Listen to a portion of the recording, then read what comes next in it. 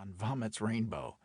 But with gum printing, as with any other non-political mistake, if you dislike how you've begun, keep right on doing it. And so I now introduced my printing frame into the delightfully ardent Sacramento summer sunshine for something like 3 minutes, until the places left entirely transparent to light, such as Varea's forehead, had darkened to the degree proven appropriate by experience. It is all too easy to under- or overexpose a thin negative such as this. Bulletproof silver gelatin negatives developed at high contrast make for a more forgiving printing session. Returning to my windowless citadel, I unlocked and removed the incipient gum print, which now bore what is called a printing out image. Various humidity, temperature, and pigment-based chemical treacheries render the printing out image of a gum print far less helpful in indication of exposure than that of a cyanotype or a sheet of the slow old silver chloride photo paper, which, by no coincidence, is referred to as printing out paper. That being said, the absence of a printing out image signifies underexposure, which can be cured either by more time in the sun or else through overprinting, while an image which has darkened into murky uniformity provides an excellent snack for the nearest hungry garbage can. The printing out image of Varea was now a solid but by no means overwhelming negative of the negative, so I had not yet ruined it.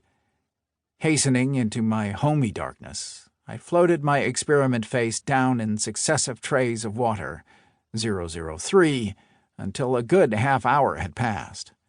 I had most of that time to myself, so I carried other printing frames into the sun, and maybe accomplished a business call, a shot of tequila, or a mite of research into the speeches of Richard M. Nixon, until pretty soon I had all the trays occupied and felt like an utter big shot even without Kissinger to help me. You see, the dichromite had rendered the emulsion insoluble in proportion to the amount of sunlight reaching it through the negative. Wherever I had laid down opaque black ink in my sketch, as in Varea's outlines, nostrils, and pupils, the emulsion accordingly remained unexposed. Hence, as ordinary, undichromated gum arabic will, it dissolved away, restoring the paper to its original whiteness. But where I had left the vellum in transparent virginity, as when representing Varea's forehead, the dichromite hardened almost completely, retaining more black pigment there than in any other part. Such intermediate zones as the triangular shadow on the throat, produced by applications of gentle, hence translucent pencil scribblings, had authorized a modest quota of light to pass through, rendering the print medium dark in those areas, and so the final photograph, like the printing out image, would be what you or I might call a negative. Wise old hyposulfate drinkers know that every photograph is a negative, and that the negative of a negative is a positive. A gum print's first state often lacks sufficient contrast, which can best be gained through repeated printings. I promise to sing you no sad songs about the registration errors I used to make.